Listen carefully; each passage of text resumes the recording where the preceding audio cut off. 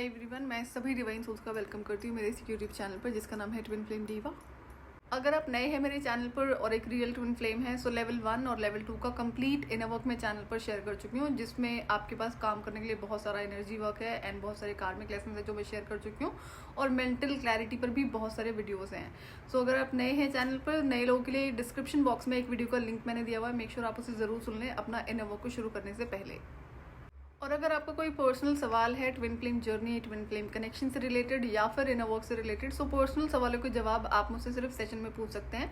किसी भी पर्सनल सवाल का जवाब मैं आपको कमेंट या फिर ईमेल के थ्रू नहीं रिप्लाई करती हूँ।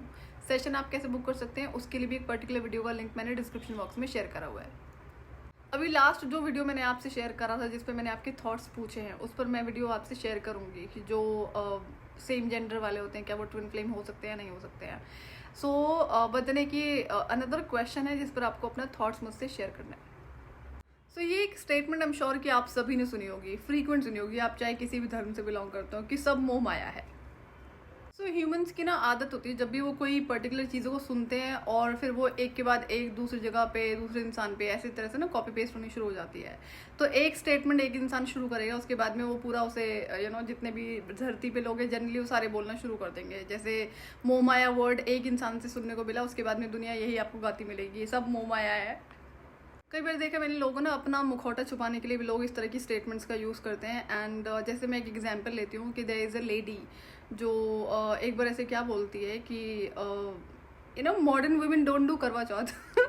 मुझे बहुत ज़ोर से हंसी आ रही थी and then like I wanted to ask क्या करती है मॉडर्न वुमेन, डेफिनेशन बता देती है, आप क्यों नहीं बताया आपने। तो कोई कुछ भी स्टेटमेंट दे देगा, उसके बाद दुनिया उसे कॉपी पेस्ट करना शुरू कर देगी, और जो मॉडर्नाइजेशन से इन्फ्लुएंस्ड लोग हैं वो गलत चीज़ों को बहुत जल्दी प्रैक्टिस करना शुरू कर देते हैं बिना सोचे समझे। और जिस लेडी ने ये स्टेटमेंट दी थी ना कि मॉडर्न वुमेन डोंट डू करवा चौथ, सो ये क्या करती है, इसने जिस इंसान से शादी करी है वो खुद पहले मैरिज में था, तो ये बंदी एक्स्ट्रा मैरिटल रिलेशनशिप में आती है, फिर इसकी वजह से उसका रिलेशनशिप खत्म होता है। ऑब्वियसली बात है, दोनों रिस्पॉन्सिबल होते हैं, कोई सिर्फ एक मैस्कुलिन या एक फेमिनिन रिस्पॉन्सिबल नहीं है एक किसी रिश्ते को खराब करने के लिए, दोनों रिस्पॉन्सिबल होते हैं। बट जब आप खुद गंदे होते हो ना तो आपको कोई हक नहीं बनता इस तरह की स्टेटमेंट्स को देने का। बट देन लोगों के दिमाग पे भ्रम पड़ा होता है कि आपने कोई उपाधि प्राप्त कर ली है तो आप कुछ भी बोलने के लिए फ्री हो गए हैं। जैसे मॉडर्नाइजेशन के हम अगर इफेक्ट देखेंगे तो मंगलसूत्र जो कि गले में पहनने की चीज़ है आजकल वो हाथों में आ गया है। मतलब मैंने देखा है कि फीमेल्स को ना जो मैरिड है वो गले में उनके कुछ नहीं होगा, गला खाली होता है, एंड जो मंगलसूत्र है वो हाथ में पहना हुआ है। मैंने हाथ थोड़े दिन में ये पैरों में भी आ जाएगा। ये होते हैं मॉडर्नाइजेशन के इफेक्ट, जो लोग अनकॉन्शियस लाइफ जीते हैं ना। तो ये जो सवाल मैं आपसे पूछ रही हूँ ना, जब मेरी कॉन्वर्सेशन शुरू होती है डिवाइन से चाइल्डहुड में, तो मैं बहुत ज़्यादा लॉजिकल हूँ और मेरे लॉजिक में कभी ऐसी चीज़ मैंने नहीं देखी कि मैंने कोई गलत सवाल कर लिया होगा। अब जैसे जैसे मुझे पुश करा जा रहा था डिवाइन की तरफ से कि नहीं मुझे पनिश करना है गलत लोगों को, तो ये डेली का रिमाइंडर होता था और मुझे पता था जिनसे मेरी बात हो रही है यहाँ से बचने का कोई ऑप्शन है नहीं मेरे पास में। अगर इन्होंने डिसाइड करा है कि ये मेरी डेस्टिनी है तो मतलब है, इससे फिर मैं भाग नहीं सकती हूँ। तो इसलिए मेरे जो सवाल होते थे वो बहुत जेन्युइन थे, एंड पहले तो अपने लिए रहे, फिर बाद में सिर्फ इसी चीज़ से बचने के लिए कि क्या पता मुझे क्या पता इनके पास कोई जवाब ना हो मुझे देने के लिए, तो मैं ये सवाल जवाब करती थी जो दुनिया में दिखाई जाती हैं, जो दुनिया भर की स्टेटमेंट्स रन होती है, उसी में से एक ये मोह माया वाला भी स्टेटमेंट है। अब जैसे एक कथावाचक है और कथावाचक के अलावा और भी बहुत सारे ऐसे लोग हैं। अब कहने को हो जाएगा यार फिर मैं कथावाचक करूँ, बट मैं क्या करूँ, मैं सिर्फ एक एग्जांपल ले रही हूँ, सिर्फ मैंने किसी का नाम नहीं लिया है। तो उसको ना बीच में बहुत ज़्यादा ट्रोलिंग हो रही थी because she was using some sort of I think branded bag और या कोई और चीज़, कोई और आइटम रहा होगा which was of leather I think. तो but it was not just about leather, तो कई सारे वो एक्सपेंसिव आइटम्स को कैरी करती है। तो मेन ट्रोलिंग उसकी इसलिए हुई है, एक तो समाज सोसाइटी में ना जो एक डेफिनेशन सेट करी हुई है कि जो स्पिरिचुअल इंसान है वो सन्यासियों की तरह जीवन जिएगा। ये इंसानों की क्रिएट करी डेफिनेशन है, ये कोई रियल डेफिनेशन नहीं है। दूसरा, वो खुद भी बोलती है, उसने कई बार बोला है कि ये तो सब मोह माया है, इससे दूर रहना चाहिए। तो दे हैव, ये इनकी क्रिएट करी डेफिनेशंस हैं। तो जिस चीज़ के लिए आप ह्यूमैनिटी को मना कर रहे हो और आप खुद उस चीज़ में बहुत हाई लेवल पर इन्फ्लुएंस्ड हो, आप बहुत हाइड करने की कोशिश करते हो, बट वो चीज़ें विजिबल होती हैं, ह्यूमैनिटी की भी आंखें खुली हुई है, देख सकते हैं वो लोग इन चीज़ों को। तो जिस टाइम उसकी ट्रोलिंग होनी शुरू हुई है, वो जो फीमेल है जो कथावाचक है, तो जो नॉर्मल लोग हैं उन्होंने उससे 2-3 वजह से उसको ट्रोल करना शुरू करा। कि पहला, ये खुद बोलती है कि मोह माया से दूर रहना चाहिए और ये उन चीज़ों से खुद बहुत ज़्यादा हाईली इन्फ्लुएंस्ड है। तो नॉर्मल ह्यूमंस का गुस्सा इस चीज़ पे था कि फिर जब ये खुद इन चीज़ों को प्रैक्टिस करती है तो हमें क्यों मना करती है। तो ये जो मोह माया की डेफिनेशन है, इस पर आपके क्या थॉट्स हैं, इसमें कितनी रियलिटी है, और आपकी कोई और पर्टिकुलर चीज़ें अगर आपको लगता है कि सब कुछ मोह माया नहीं है, अगर नहीं है तो क्यों नहीं है, और है तो क्यों है।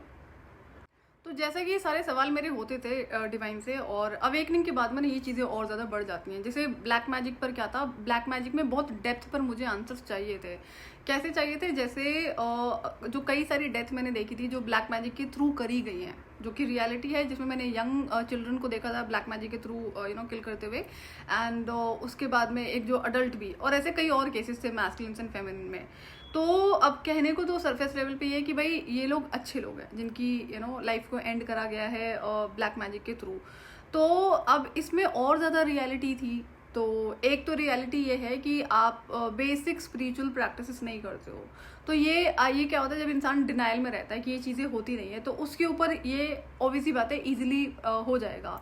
अब मैं कभी इन चीज़ों की डिनाइल में नहीं थी, बट मेरा इन चीज़ों से गो थ्रू करने के पीछे बहुत बड़े बड़े रीजंस है जो मैं ऑलरेडी अपनी स्टोरी में शेयर कर चुकी हूँ। तो अवेकनिंग के बाद भी मैंने ये बहुत कोशिश करी है कि मुझे उस चीज़ से मैं भी हो सकता है मुझे कोई चांस मिल जाए, जबकि पता था कि ये होने वाला नहीं है। जो भी सिचुएशंस हो चुकी थी, जो पनिशमेंट वाली बात होती है, तो मुझे था कि मुझे कंप्लीट क्लैरिटी चाहिए, उसके बाद ही इस जर्नी में मैं आगे बढ़ूंगी। जो भी आपने कहा है, जिस चीज़ के लिए आप मुझे बार बार रिमाइंडर देते आए हो, और उसमें ये था कि मुझे मेरी पावर्स का पता है, तो आई न्यू कि यहाँ पे चीज़ें इंटरकनेक्टेड है, बट देन पूरी क्लैरिटी का होना बहुत ज़रूरी था। लाइफ को समझने के लिए आपको पेशेंस तो ज़रूरी होता है, एंड पेशेंस का इशू मेरे साथ कभी भी नहीं था, कुछ पर्टिकुलर चीज़ों को छोड़ के। तो वो जो कुछ चीज़ों में मेरे पास पेशेंस नहीं होता ना, फिर वो एज लेसन्स मेरी लाइफ में चलाई जाती है चीज़ें, तो फिर मैं उसको सीखती हूँ, पता था ये लेसन है और ये सीखना है। तो ऐसे ही एक और टॉपिक है, जैसे मेरी अवेकनिंग हुई है 2020 में मार्च में, और मेरा जो इनर वर्क कंप्लीट होता है वो 2023 में ऑलमोस्ट एंड में कंप्लीट होता है। तो 2020 से 2023 का जो टाइम है वो 3 साल से ऊपर का टाइम होता है। तो जो भी हीलिंग क्लेंजिंग करी है और जो कर्स रिमूवल करा है मैंने, जो जनरेशन पर था, वो 2020 की जब मेरी अवेकनिंग होती है तभी करा है मैंने, उससे पहले तो नहीं करा था। तो उसमें 3 साल प्लस का टाइम लगता है। अब जब मेरे डिवाइन मैस्कुलिन की अवेकनिंग हुई है तो 2020 के एंड में हुई है, या फिर 2023 के मार्च की अवेकनिंग है, तो ये गैप चल रहा है इसमें। एंड कोई भी इंसान हो, अपनी हीलिंग क्लेंजिंग जो भी प्रोटेक्शन के लिए चीज़ें हैं, जो प्रॉपर चीज़ें हैं, वो अवेकनिंग के बाद ही करता है। अब कई सारे लोग भटक जाते हैं और कई सारे लोग रास्ते पे चल देते हैं इसी चीज़ के लिए। तो जब मुझे 3 साल प्लस का टाइम लगा, तो उनको कितना लगेगा, इतना तो मैं मान के चलती हूँ कि इतना लगेगा। और उसमें कई सारी सिचुएशंस होती हैं जो एक बार में कंप्लीट नहीं होंगी, सिचुएशंस बहुत टफ हैं। तो जब 2022 के एंड में इनकी अवेकनिंग हुई है, और या फिर मार्च 2023 के, इन्हीं दो में से कोई एक टाइम है, इसके बाहर का नहीं है। तो उसके बाद से उनकी लाइफ में जो चेंजेस उन्होंने करने शुरू करे हैं, बहुत स्पीड से करे हैं। क्यों? क्योंकि वो हाईली स्पिरिचुअल हैं, बहुत लंबे टाइम से वो ब्रह्मचर्य का पालन करते हैं। अब ब्रह्मचर्य की जो प्रैक्टिसेस वो करते हैं, उसमें फिर वो अनाज नहीं खाते हैं, तो he stays on those fruits, nuts and जो भी दूध दही, जो इंसान खाना नहीं खा रहा है, सोचो कैसे वो इन सारी चीज़ों को प्रैक्टिस करते हैं। तो उसके बाद में 8 to 10 आवर्स का उनका मेडिटेशन, और बहुत सारी स्पिरिचुअल प्रैक्टिसेस उनकी होती हैं, जैसे हवन है, प्लस में कई सारी स्पिरिचुअल बुक्स वो पढ़ते हैं, मंत्र जाप है, और बहुत सारी चीज़ें वो करते हैं। तो वो भले ही कितनी सारी स्पिरिचुअल प्रैक्टिसेस करते हैं, ऊपर से उनकी टफ इतनी सिचुएशन है, एंड देन कार्मिक साइकिल्स हर इंसान की लाइफ में होते हैं, फ़र्क नहीं पड़ता है कितने हाईली स्पिरिचुअल आप हो, जो पैटर्न्स के रूप में होते हैं। तो अगर मैं देखूँ भाई, मैं तो अपना इनर वर्क कंप्लीट करके बैठी हुई, हो गया 2023 में कंप्लीट हो गया था, उसके बाद से तो कोई काम नहीं मेरे पास करने के लिए। हाँ, ये होता है कि अब जो इनर वर्क में कोई चीज़ नहीं करने के लिए, बट बाकी जो मिशन की प्रिपरेशन है उसके लिए मेरे पास कोई ना कोई टास्क ज़रूर होता है। एंड ये भी डिवाइन मिशन ही है जो मैं आप लोगों से वीडियो शेयर कर रही हूँ, एंड और बड़े सारे काम होते हैं। लेकिन अगर हम देखेंगे भाई यूनियन की बात है, तो 2022 में अगर उनकी अवेकनिंग हुई है, फिर 2023 के बिगिनिंग में हुई है, तो उनको भी तो टाइम लगेगा ना। और ये बात डिवाइन ने शुरू से बोली मुझे कि ये इंडिविजुअल लेवल पर ही आपको काम करना होता है। जो डिवाइन फेमिनिन है, यहाँ पे फिजिकल बॉडी की बात करें, वो अपनी इनर हीलिंग करेगी, और उधर डिवाइन मैस्कुलिन अपनी इनर हीलिंग करेंगे। दोनों इधर, जैसे कि मुझे divine masculine, divine feminine energy जो इनर है उसको बैलेंस करना था, वैसे ही उधर भी उनको करना है। सारे काम इंडिविजुअल लेवल पर होते हैं, दोनों में से कोई एक दूसरे को हेल्प नहीं कर सकता है। थोड़ी बहुत ज़रूर कर सकते हो आप, बाकी नहीं।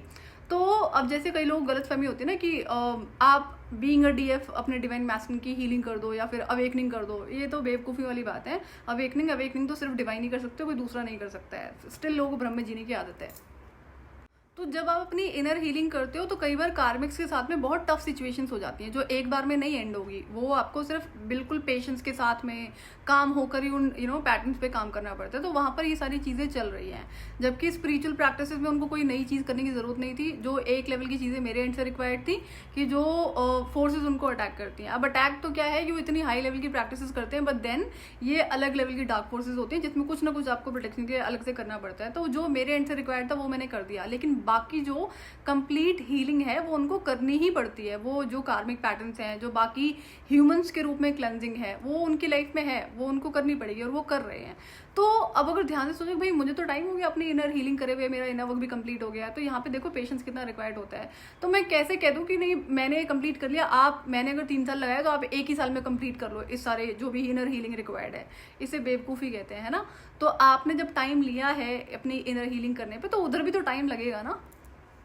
और जब भी आप अपने कार्मिक साइकिल्स को ब्रेक करने की कोशिश करते हो, कार्मिक पैटर्न्स पे काम करते हो, तो ये इसमें ना और अनदर लेवल की कई बार फ्रस्ट्रेशन होती है, एंगर हो जाता है, एंड देन और सारी सिचुएशंस हो जाती है। तो इतना आसान नहीं होता है। तो मैंने तो इन चीज़ों को कंप्लीट करा है ना, तो इसलिए पता है मुझे। तो मैं यही बोल रही हूँ, मैंने कोई बात नहीं, आप अपना जो भी हीलिंग कर रहे हो, जो भी कार्मिक क्लेंजिंग करो, आप आराम से करो, जितना मर्जी टाइम लो आप, लेकिन ये कि आपकी हेल्थ अफेक्ट नहीं होनी चाहिए, है ना। मेंटल जो पीस है वो बना रहना चाहिए, कोई जल्दीबाजी नहीं है। तो मुझे कई बार ये था ना कि आई विश कि मुझे ये अपॉर्चुनिटी दी गई होती कि मैं उनकी हीलिंग कर देती। बट चलो डिवाइन कहते हो आप हीलिंग कर देते जो भी है ना, थोड़ी बहुत ही हीलिंग कर सकते हो, सारी नहीं कर सकते। क्यों? क्योंकि वहाँ पर कार्मिक लेसन्स होते हैं, जैसा कि जो अटैचमेंट है वो है वहाँ पे, because he is like a baby. तो वो तो आपको काम करना पड़ेगा। तो अगर आप एक डिवाइन फेमिनिन हो, आपकी अवेकनिंग हो चुकी है, आपने कंप्लीट हीलिंग कर ली है, कंप्लीट आपका जो इनर वर्क कंप्लीट हो चुका है, तो जो आपका डिवाइन काउंटर पार्ट है, जो आपके डिवाइन मैस्कुलिन, उनको आप सिर्फ दूर से हीलिंग भेज सकते हो, जो एनर्जी हीलिंग है। बाकी आप कुछ नहीं कर सकते हो। उनके जो अपने कार्मिक लेसन है वो खुद से लर्न करेंगे, कार्मिक पैटर्न्स को खुद से ब्रेक करेंगे, कार्मिक साइकिल्स को खुद से ब्रेक करेंगे। जितना टाइम आपको लगने वाला है इनर वर्क में, उतना टाइम आप मान के चलना कि उधर भी लगेगा, कोई कम ज्यादा वाली बात नहीं है। तो बट यही गलत फहमी लोगों में रहती है कि नहीं आपने अगर आप अपना इनर वर्क करो तो आप उधर भी उनका इनर वर्क करवा सकते हो। नहीं, आप किसी भी दूसरे इंसान का, किसी भी दूसरे फिजिकल बॉडी का ना तो उसको जो कार्मिक लेसन है वो सिखा सकते हो, ना उसकी कार्मिक पैटर्न्स खुद से ब्रेक कर सकते हो। वो इंसान खुद ही करेगा, ये इंडिविजुअल लेवल का काम होता है। जिनके मन में ये चल रहा हो ना कि आप अपना इनर वर्क करो, वैसे तो लोग ढंग से इनर वर्क करते नहीं है, जो जिसमें पेशेंस आपका रिक्वायर्ड होगा, और ये फ्रीक्वेंट वर्क है जो आपको करना पड़ता है। तो इसमें भी आपका सारा फोकस सिर्फ अपने ऊपर रहेगा, आपके अपने डिवाइन काउंटर पार्ट पे आप फोकस नहीं रख सकते हो। And as I said earlier, I say this again here, कि जब तक कि आपका इनर वर्क कंप्लीट नहीं होता तब तक आपको आपके डिवाइन काउंटर पार्ट का चेहरा नहीं रिवील करा जाता है। तो हाँ, ये कि आप गलत फहमी में आ जाओ, क्योंकि यहाँ पे ट्रिक्स बहुत खेली जाती हैं, जो डार्क फोर्सेस होती हैं, इन जो फीलिंग्स हैं वो भी क्रिएट करी जाती हैं। इसका सबसे बड़ा जो एग्जांपल है वो कार्मिक ट्विन फ्लेम है, इसको ऐसे मान के आप चल सकते हो। तो इसलिए आपका जो फोकस है इनर वर्क करते हुए सारा अपने ऊपर होना चाहिए। आपके डिवाइन काउंटर पार्ट कौन है, कहाँ है, क्या चल रहा है उनकी लाइफ में, इस पर आपका बिल्कुल भी फोकस नहीं होना चाहिए। तब जाकर आप अपना इनर वर्क कर सकते हो। और अगर आप ये करोगे ना कि आप अपना इनर वर्क कर रहे हो और आपको आपका डिवाइन काउंटर पार्ट नहीं पता है, बट आपको पता है कि आपका कार्मिक ट्विन फ्लेम कौन है, तो अगर आप इस तरह से इनर वर्क करोगे तो होगा क्या, तो जो डार्क फोर्सेस होती है ना वो टाइम टू टाइम आपके रास्ते ऐसे ऐसे इंसानों को भेजेंगी जो एग्जैक्टली आपके कार्मिक ट्विन फ्लेम की तरह होगा। इनिशियली आपके अंदर फीलिंग्स भी होंगी और आपको ऐसा ऐसा लगेगा यही आपका डिवाइन काउंटर पार्ट है। तो ये तो फिर आप वही बात हो गई कि डार्क फोर्सेस के छल में ट्रैप हो जाओगे आप, है ना। तो इसीलिए जो सबसे अच्छा तरीका है कि आप सिर्फ अपने इनर वर्क पर फोकस रहो। ये फेथ तो आपका डिवाइन पर होना चाहिए ना, कि भाई अवेकनिंग हुई है और अगर आप अपना इनर वर्क कंप्लीट करोगे तो यूनियन भी होना तय होता है। तो जैसे मुझे पता है कि हाँ भाई यूनियन आज नहीं तो कल तो होना है, I am aware about the timing, but then ये टाइम लंबा होता है। तो इतना मैं मान के चली रही हूँ ना कि जो जितना टाइम मैंने लिया है इनर वर्क को हील करने में, उतना टाइम तो उधर भी लगेगा, उससे कम ज्यादा क्यों लगेगा। बात मैंने आपसे आई थिंक किसी रीडिंग में कही थी कि अगर आप अपना इनर वर्क कर रहे हो और आपने एक डेडलाइन सेट करी है तो आप बिल्कुल भी कर नहीं पाओगे। टाइम टू टाइम क्या होगा, फ्रस्ट्रेशन होगी। तो मैंने भी क्या करा था, मैं तो अपने सिर्फ पैटर्न्स को रिकॉग्नाइज करी थी, एक पैटर्न पे मैंने काम करा, फिर मैं दूसरे पे फोकस हो जाती थी। ऐसे करते क्या होता था कि बार बार कोई ना कोई नया पैटर्न सर्फेस हो जाता था, कोई ना कोई नई सिचुएशन सर्फेस होती थी जिस पर मुझे काम करना था। फिर चाहे मुझे बाउंड्री सेट करनी है, किन्हीं चीज़ों को ब्रेक करना है, तो एक के बाद दूसरी चीज़ पे फोकस होना। फिर ऐसे करके कई सारी चीज़ें रही हैं, चाहे वो कार्मिक पैटर्न है, कार्मिक साइकिल है, हैबिट्स हैं। तो तब जाकर ये एक टाइम ऐसा आता है जब अब काम करने के लिए कुछ बचा नहीं है, ऐसी कोई भी चीज़ नहीं रहेगी जिस पे मुझे ये हो कि भाई काम करने को बचाओ। सो आप मुझे शेयर करना कि आपकी अंडरस्टैंडिंग क्या है, आपका थॉट प्रोसेस क्या है जब भी आप इस वर्ड को सुनते हो कि सब मोह माया है। एंड आई एम श्योर कि आपने जो इतनी बड़ी भारी भरकम स्टेटमेंट सुनी है ना, जो स्पिरिचुअल प्रैक्टिशनर्स होते हैं बड़े लेवल पे, जो किसी चीज़ के लिए जाने जाते हैं, किसी तरह का ज्ञान बांटने के लिए जाने जाते हैं, तो वहीं से ज़्यादा सुनी होंगी, मैंने भी वहीं से सुनी, तो मैं इसलिए आपको बता रही हूँ। एंड नॉर्मल इंसानों से तो नहीं सुना है कि सब मोह माया है, अगर कभी सुना होगा तो वहाँ पे अनदर लेवल की कुछ चीज़ें हिडन होती हैं जिससे वो सामना नहीं करना चाहते हैं, तभी ऐसा इंसान इस तरह की स्टेटमेंट को दे रहा होता है। और अगर आपका ये अपना सवाल होता कि मोह माया पर, तो अगर आपका डायरेक्ट कम्युनिकेशन होता डिवाइन से, तो आप क्या क्या सवाल पूछते इस एरिया से अराउंड कि मोह माया के जो पर्टिकुलर जो टॉपिक है, चैप्टर है। जैसा कि मेरे सवाल थे तो मैंने जो पूछे हैं, तो मैं आपसे जानना चाहूँगी क्या आपकी कोई पर्टिकुलर सवाल है इस चीज़ पर जिस पर आपको क्लैरिटी नहीं हो। एक तो आपको आपका थॉट प्रोसेस शेयर करना है, प्लस में अगर कोई इस तरह से पर्टिकुलर कोई क्वेश्चन है वो भी शेयर करना है। सो आज के लिए इतना ही, मैं आपसे फिर मिलूंगी नेक्स्ट वीडियो में। टिल देन आप अपना ध्यान रखिए और डिवाइन से कनेक्टेड रहिए।